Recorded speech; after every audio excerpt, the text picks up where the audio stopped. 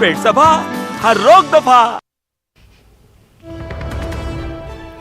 इस वक्त की एक अहम खबर आपको दे दें, बैनुल-अक़वामी अहम खबर नॉर्वे से। नॉर्वे के एक क्लब में फायरिंग की इत्तला है और अभी तक की खबरों के मुताबिक फायरिंग में 2 अफराद की हलाकत हुई है, 14 जख्मी बताए जा रहे हैं। इन जख्मियों में से कुछ की हालत नाजुक बताई जा रही है। तो अहम खबर नॉर्वे से, जहां के क्लब में फायरिंग की इत्तला है। अभी तक की इत्तलात के मुताबिक 2 अफराद की हलाकत की खबर है, 14 जख्मी हैं। जख्मियों में से भी कुछ की हालत नाजुक बताई जा रही है। तो लगातार इस तरह के वाक़यात हम देख रहे हैं और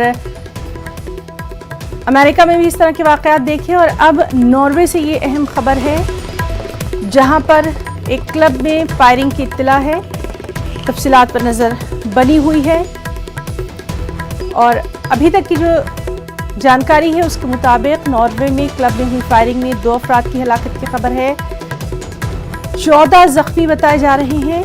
जख्मियों में से भी कई की हालत नाजुक बताई गई है।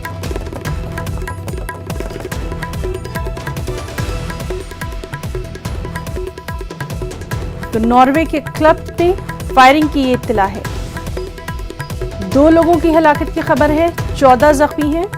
14 में से भी कई की हालत नाजुक बताई जा रही है। लगातार इस खबर से मुतालिक तमाम तर तफसीलात पर नजर बनी हुई है। वस्ती ओस्लो में ये वाक़या पेश आया है।